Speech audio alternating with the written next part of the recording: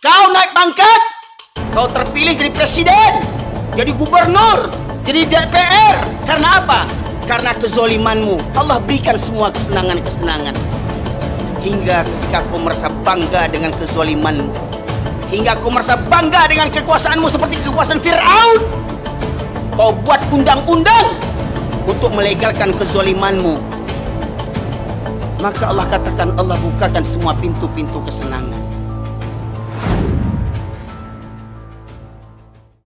Bismillahirrahmanirrahim. Warahmatullahi wabarakatuh. Alhamdulillah, nahmaduhu wa nasta'inuhu wa nastaghfiruh. Wa na'udzu billahi min syururi anfusina wa min sayyiati a'malina.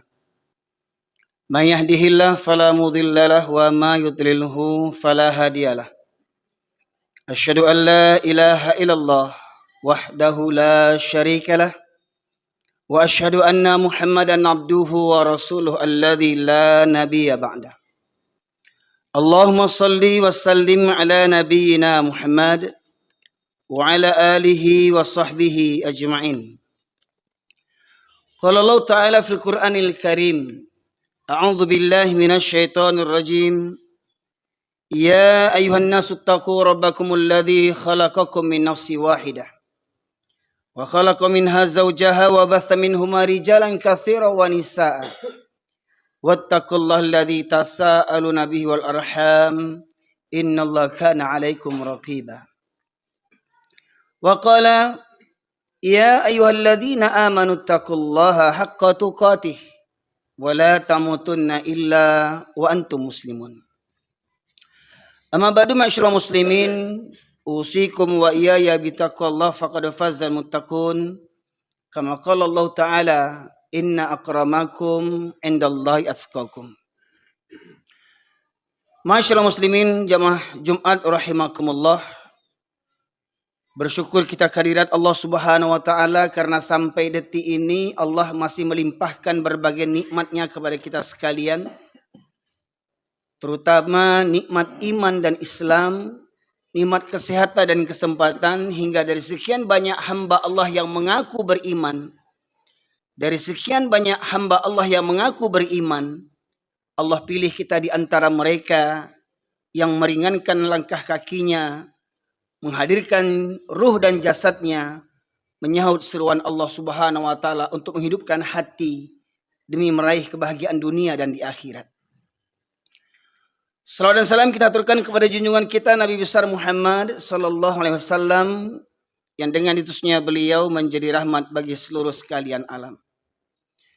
Masyarakat muslimin, tema khutbah Jumat kita pada kesempatan kali ini membahas seputar wabah virus penyakit al-wahan yang merebak di tengah-tengah kaum muslimin.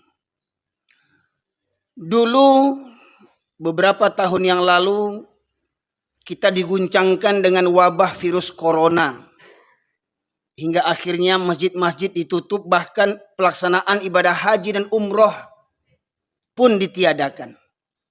Begitu takutnya manusia menghadapi kematian. Namun anehnya, di masjid orang berjarak bermeter-meter, tetapi di pasar mereka tidak ada batasnya. Masyarakat muslimin rahmati oleh Allah, bagaimanapun kematian akan datang kepada kita, kena corona ataupun tidak. Namun kita melihat ketika corona terjadi, sungguh miris kita melihat orang-orang yang mati dikarenakan, saya katakan mati dikarenakan, ya, hingga akhirnya mereka tidak diselenggarakan sebagaimana fardu kifayah yang semestinya. Tidak dapat keluarga melepas kepergian saat sakaratul maut, tidak dapat keluarga mungkin mencium dengan kasih sayang terakhir kalinya, tidak dapat keluarga memandikan, mengafankan, menyolatkan, bahkan menguburkan. Itu merupakan suatu kedahsyatan bagi kita. Namun ternyata ada yang lebih dahsyat daripada itu. Dan corona itu tidak seberapa masyarakat muslimin. Kalaupun kita mati mungkin karena corona, tetapi apabila iman ada dalam hati kita, maka tidak perlu kita khawatirkan. Mati karena corona kah? Mati karena hancur ditembak bom kah? Mati berserakan-kah tubuh kita, isi perut kita? Itu tidak akan mengapa bagi orang yang beriman. Itu sangat kecil apabila iman, tauhid masih bersemayam dalam kolbu kita. Karena Rasulullah pernah bersabda, fa innallaha harrama 'alan nar man qala la ilaha illallah yabtaghi bidzalika wajhallah. Sesungguhnya Allah mengharamkan untuk neraka bagi siapa saja yang mengucapkan la ilaha illallah ikhlas dari hatinya, dan dengan ucapan itu dia hanya mengharapkan ridha Allah semata. Bagaimanapun kematiannya, asalkan hakikat la ilaha illallah terpatri dalam jiwanya, maka sungguh Allah haramkan untuknya neraka. Sedetik pun tidak akan dijamah oleh neraka. Pertanyaannya, masyarakat muslimin, adakah kita benar mengucapkan kalimat la ilaha illallah, tidak ada ilah Tuhan selain daripada Allah?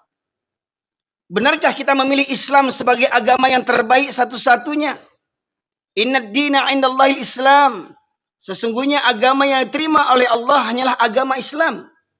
Benarkah kita mengucapkan ikrar raditu billahi rabba wa bil islami dina wa bi Muhammadin nabiyya wa rasula? Aku redha Allah sebagai Rabbku, Islam sebagai agamaku, Muhammad sebagai Nabi dan Rasulullah.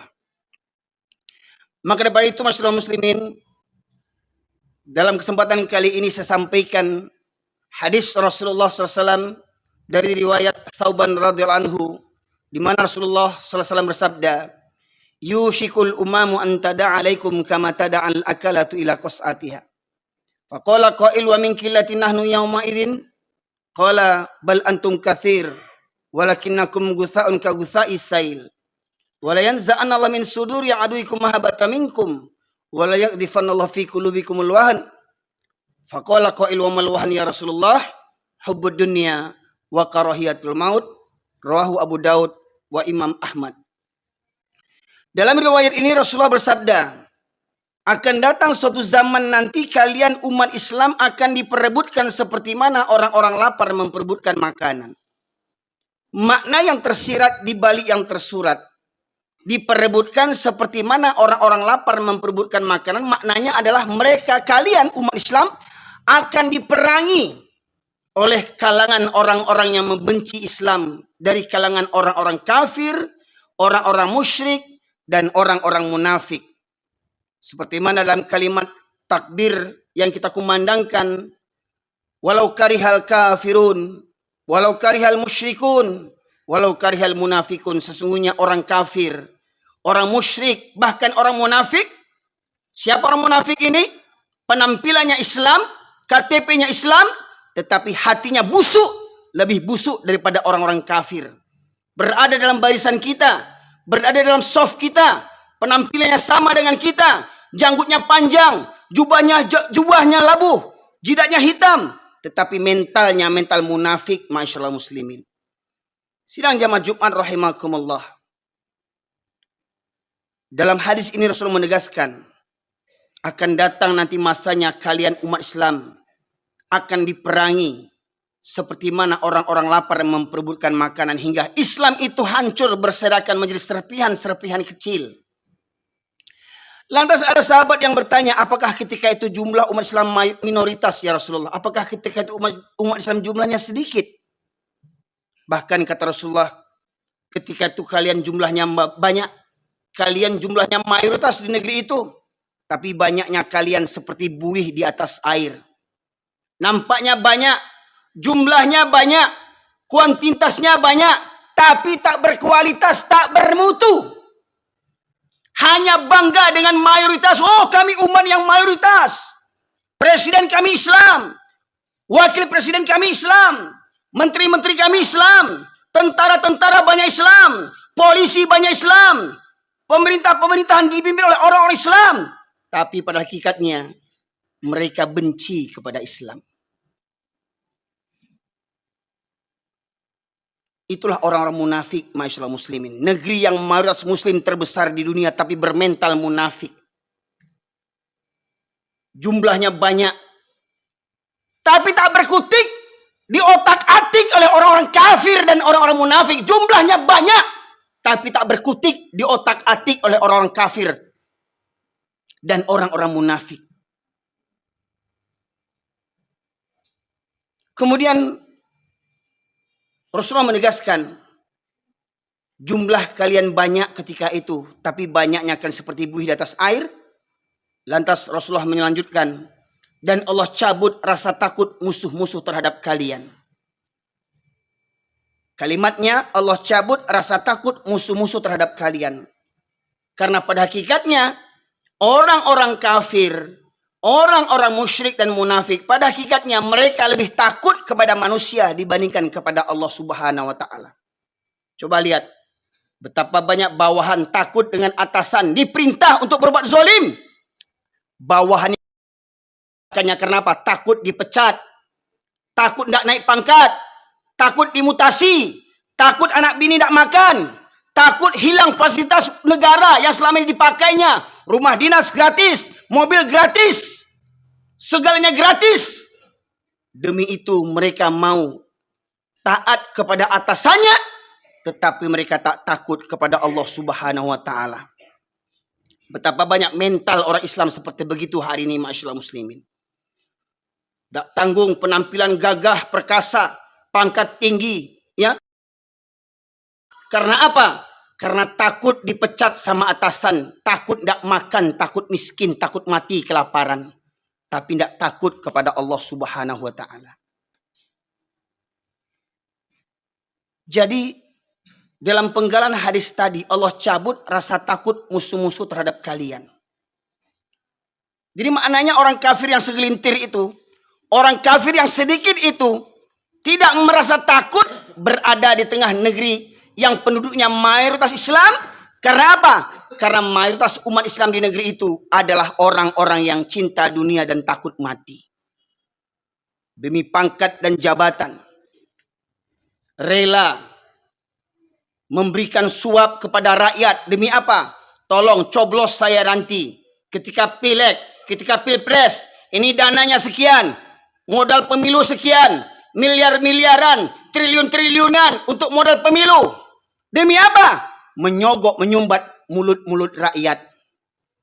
Dan kalaupun mereka terpilih jadi presiden, terpilih jadi menteri, terpilih jadi gubernur, nggak usah kaget, masyarakat muslimin yang dirahmati Allah. Allah menegaskan, falamma nasu ma dzukiru bih fatahna alaihim abwaaba kulli syai' hatta idza farihu bima utu akhadnahum baghtatan wa hum mublisun. Surat Al-An'am ayat 44. Dan ketika seseorang itu mendurhakai ayat-ayat Allah, ketika mereka mendustakan ayat-ayat Allah, tidak takut, tidak tahu mana yang halal, mana yang haram jadi halal, yang halal jadi haram, takut kepada manusia dibandingkan takut kepada Allah. Orang yang begini, kata Allah, maka akan kami bukakan pintu-pintu kesenangan. Jadi nggak usah heran. Kalau ada orang zolim jadi pejabat, orang zolim jadi presiden, orang zolim jadi gubernur, jadi wali kota, jadi tentara, jadi polisi, koruptor, agen narkoba, membunuh nyawa orang tanpa merasa berdosa, tidak perlu takut, masyarakat muslimin. Allah naikkan pangkat. Kau naik pangkat, kau terpilih jadi presiden, jadi gubernur, jadi DPR. Karena apa? Karena kezolimanmu. Allah berikan semua kesenangan-kesenangan. Hingga ketika kau merasa bangga dengan kezolimanmu, hingga kau merasa bangga dengan kekuasaanmu seperti kekuasaan Fir'aun, kau buat undang-undang untuk melegalkan kezolimanmu. Maka Allah katakan, Allah bukakan semua pintu-pintu kesenangan. Kau terpilih jadi presiden kesekian kalinya. Kau terpilih jadi anggota dewan. Kau naik pangkat, dapat penghargaan. Tetapi kau fitnah orang-orang Islam. Kau fitnah orang-orang Islam. Kau fitnah para ulama, kau penjarakan para ulama yang jujur. Hingga tinggal ulama-ulama penjilat.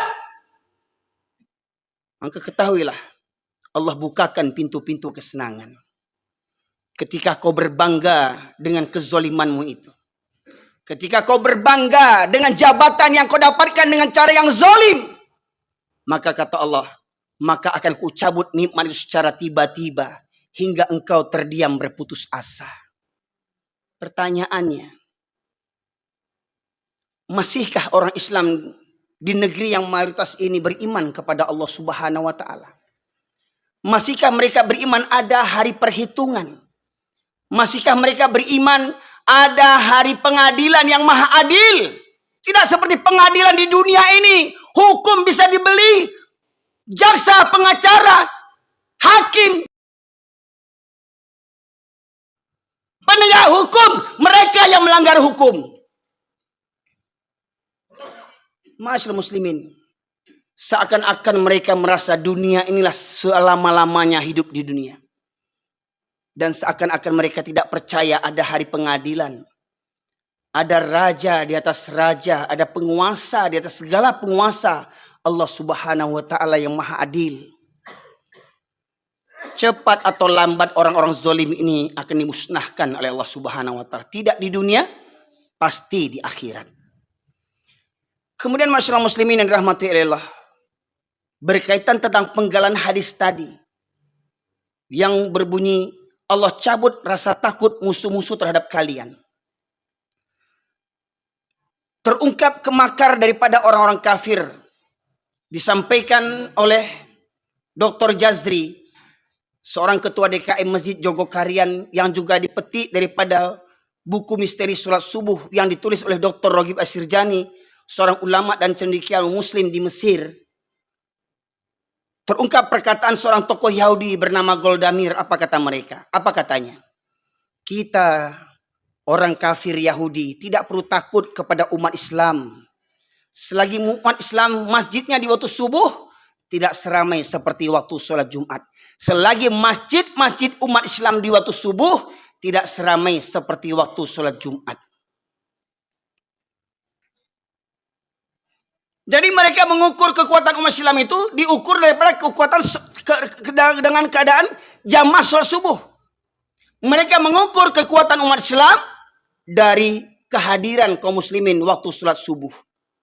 Karena pada hakikatnya mereka pun beriman akan hadis yang disampaikan Rasulullah. Dua sholat yang berat bagi orang munafik adalah sholat isya dan subuh berjamaah. Kalau sholat Jumat laki-laki bisa hadir. Penjudi datang hari ini. Pecandu chip datang hari ini. Orang zolim koruptor datang hari ini sholat Jumat di mana-mana masjid mereka datang hari Jumat. Namun mereka berat datang sholat subuh berjamaah rutin secara rutin. Karena kata Rasulullah dua sholat yang berat bagi orang munafik adalah sholat isya dan subuh berjamaah. Sebagaimana kata Buya Hamka, kalau kau ingin melihat orang Islam, lihat waktu sholat hari raya. Laki-laki perempuan pendosa keluar semuanya. Kalau kau ingin melihat laki-laki muslim, lihat hari Jumat.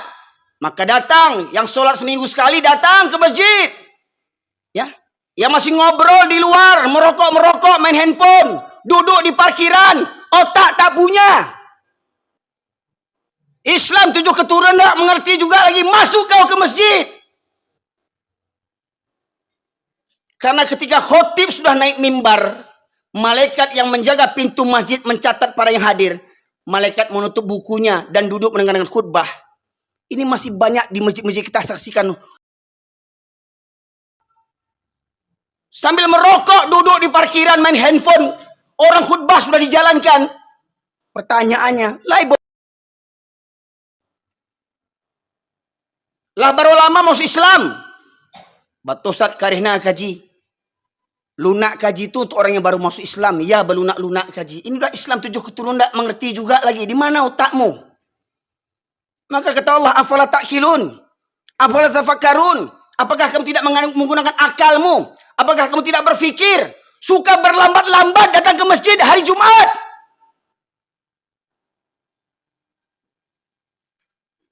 Jumlah banyak, tapi bagaikan buih. Bahkan kita melihat masih ada orang Islam yang keluyuran.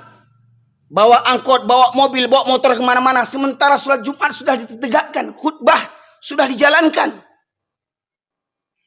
Bagaimana mungkin ada orang Islam 7 keturunan sholat seminggu sekali. Kalau hari Jumat tidak sholat dia.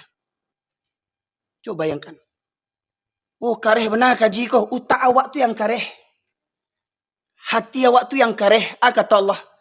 Khatamallahu ala qulubihim wa ala sam'ihim wa ala absarihim risyawatun walahum adzabun azim. Allah kunci mati hatinya, pendengarannya dan penglihatannya, baginya azab yang pedih. Juga Allah menegaskan kepada orang-orang yang tidak tergerak hatinya ketika Allah memanggil dengan kumandang azan. Di masa sahabat ada namanya Abdullah bin Ummi Maktum. Menghadap Rasulullah, dia berkata, "Ya Rasulullah, engkau tahu aku ini orang tua yang buta." Abdullah bin Ummi Maktum, orang tua lagi buta. Aku tinggal sebatang kara. Rumah jauh dari masjid. Dari rumah menuju ke masjid jalan berliku-liku dan banyak binatang berbisa. Ada 6 kendalanya. Yang pertama, dia buta. Yang kedua, tua. Yang ketiga, tinggal sebatang kara. Yang keempat, rumah jauh dari masjid. Yang kelima, jalan berliku-liku. Yang keenam, banyak binatang berbisa di perjalanan. Meminta menghadap kepada Rasulullah, "Ya Rasulullah, bolehkah aku sholat di rumahku?" Apa kata Rasulullah? "Apakah engkau mendengar seruan azan?" "Dengar ya Rasulullah." "Maka tidak ada keringanan bagimu untuk sholat di rumahmu." Orang tua buta tak dapat keringanan sholat di rumah. Pertanyaannya, orang yang masih muda, mata sehat, rumah dekat, kendaraan banyak, anak banyak, menantu banyak, cucu banyak, kemenakan banyak, rumah bertetangga dengan masjid, berkumandang azan, tak berangkat ke masjid. Apamu yang buta? Apamu yang buta? Subuh tadi, kemana para laki-laki kaum muslimin? Subuh tadi, berapa banyak yang hadir ke masjid? Masyaallah muslimin, subuh tadi, berapa banyak yang hadir ke masjid? Maka masyaallah muslimin yang dirahmati oleh Allah, kebodohan ini, kebodohan kaum mayoritas yang berbangga dengan jumlahnya banyak tapi mentalnya mental kerupuk. Jumlah mayoritas tapi mental minoritas. Jumlah mayoritas tetapi diatur oleh orang kafir yang minoritas. Diatur oleh orang kafir yang punya modal untuk kekuasaan. Demi pangkat dan jabatan, demi anak dan istri. Takut mati kelaparan, akhirnya apa? Menggadaikan iman dan akidah. Maka Rasulullah menegaskan, kalau seandainya mereka mengetahui keutamaan 2 sholat tadi, Isya dan subuh berjamaah, niscaya mereka akan mendatanginya walaupun dengan merangkak. Betapa banyak orang bisa berangkat pagi-pagi, subuh-subuh untuk ke kantor. Berapa banyak orang bisa pagi-pagi datang ke bandara, takut terlambat naik pesawat. Berapa banyak anak buah datang dipanggil oleh majikannya, oleh atasannya. Siap walaupun jam berapapun, siap dipanggil oleh atasannya. Tetapi ketika Allah memanggil, mereka basi pakak, basi turiak, basi mada. Maka renungkan firman Allah dalam khutbah Jumat ini. Surat Al-A'raf ayat 179 yang sengaja di mana-mana saya sampaikan. Menggambarkan tentang kehinaan orang-orang Islam yang mengabaikan Al-Quran. Surat Al-A'raf ayat 179 Allah berfirman, A'udzubillahi minasyaitonir rajim.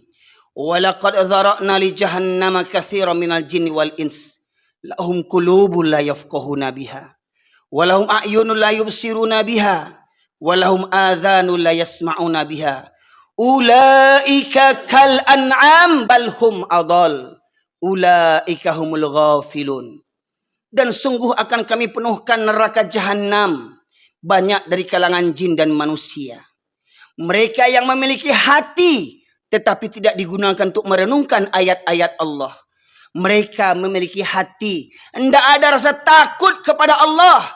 Mereka memiliki hati, tak ada rasa tunduk patuh kepada Allah. Mereka memiliki hati, tak ada rasa cinta kepada Allah. Walahum a'yunun la yubsiruna biha.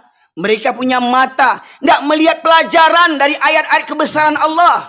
gempa terjadi, tsunami terjadi, galodoh terjadi, longsor, banjir, berbagai macam musibah terjadi, tidak juga menggerakkan hatinya untuk tunduk patuh kepada Allah Subhanahu wa taala. Tak mau mengambil pelajaran, tak mau mengambil hikmah, iktibar dari semua peristiwa kejadian alam. Walahum adhanul la yasma'una biha. Mereka yang punya telinga tetapi tidak digunakan untuk mendengarkan ayat-ayat Allah. Ada yang datang hari Jumat tetapi hatinya entah di mana-mana. Ada yang datang mendengarkan khutbah tapi dia sibuk ngobrol di mana-mana. Ada yang tiduran, ada yang ngantuan, cuman pindah tidur, cari tempat yang bisa bersandar, tempat yang nyaman, cuman pindah tidur. Bangun-bangun orang sudah sholat. Ada yang punya telinga, masuk telinga kanan, keluar lagi dari kanan, tak tembus ke telinga kirinya. Tak berfungsi, tak bermanfaat kajian yang keras seperti begini. Karena apa? Karena hatinya lebih keras daripada kajian yang disampaikan, masyaallah muslimin. Saya ambil kesimpulan tadi. Punya hati, tidak ada takut kepada Allah. Punya mata, tak melihat bagaimana kemurkaan Allah. Punya telinga, tak bergeming hatinya ketika dipanggil Allah. Apa kata Allah di ujung ayat? Ulaika kal an'am. Mereka seperti binatang ternak, bahkan lebih sesat, lebih hina daripada binatang lagi. Pertanyaannya, yang rumahnya bertetangga dengan masjid, tidak berangkat ke masjid, manusia apa binatang? Orang yang kerja di masjid, contoh simpel mohon maaf, kuli bangunan, dapat proyek renovasi masjid, masuk waktu sholat, apa kata mandornya kepada anak buah? Hei, berhenti kalian kerja, jangan ribut, orang sholat. Orang pada sholat, kuli-kuli bangunan itu tak sholat. Pertanyaannya, kenapa? Karena kuli bangun itu bukan orang, dia kerja di masjid, tak tergerak juga hatinya untuk sholat, masyaallah muslimin. Bayangkan, tinggal berwudu masuk, sementara orang jauh-jauh datang ke masjid, orang sedang sibuk-sibuk datang ke masjid. Ini di masjid kerjanya, di masjid tetangganya, rumahnya berdekatan dengan masjid, berkumandang azan 5 waktu, tak berangkat ke masjid. Tapi kurang ajarnya, sekali ke masjid di depan imam tegaknya, sekali ke masjid di depan imam berbaringnya. Betapa kurang ajarnya, semasa hidup malas ke masjid. Sekali ke masjid berbaring di depan imam, tak ada adabnya. Itu manusia yang malas sholat, masyaallah muslimin. Maka orang yang tak peduli dengan keutamaan sholat berjamaah, orang yang tak tergerak hatinya dipanggil untuk sholat berjamaah 5 waktu. Ingat, bukan kata saya, firman Allah surat Al-A'raf 179. Mereka seperti binatang, bahkan lebih sesat, lebih hina daripada binatang lagi. Fa'tabiru ya ulil albab la'allakum turhamun. Alhamdulillah, nahmaduhu wa nasta'inuhu wa nastaghfiruh wa na'udzu billahi min syururi anfusina wa min sayyiati a'malina. Man yahdihillahu fala mudilla lahu wa ma yudlilhu fala hadiyalah. Asyhadu an la ilaha illallah wahdahu la syarika lah wa asyhadu anna Muhammadan abduhu wa rasuluhu alladzi la nabiyya ba'dah. Allahumma shalli wa sallim ala nabiyyina Muhammad wa ala alihi wa sahbihi ajma'in. Masyaallah muslimin, sidang jemaah Jumat rahimakumullah. Dalam khutbah Jumat yang kedua ini saya sampaikan perkara-perkara yang menjadi Tuhan bagi manusia. Ada orang yang bisa mengucapkan la ilaha illallah berpuluh kali, beratus kali, beribu kali, bahkan berjuta kali. Tetapi di luar kalimat itu mereka masih bertuhankan kepada selain Allah. Di antaranya Allah sebutkan dalam surat At-Taubah, surat yang ke-9 ayat 24, Allah berfirman, A'udzubillahi minasyaitonirrajim. Qul in kana aba'ukum wa abna'ukum wa ikhwanukum wa azwajukum wa ashiratukum wa amwalun iktaraftumuha wa tijaratan takhsawna kasadaha wa masakina tardawnaha ahabba ilaikum minallah wa rasulih wa jihadin fi sabilih fatarabbasu hatta ya'ti Allah bi amrih innallaha la yahdil qaumal fasikin.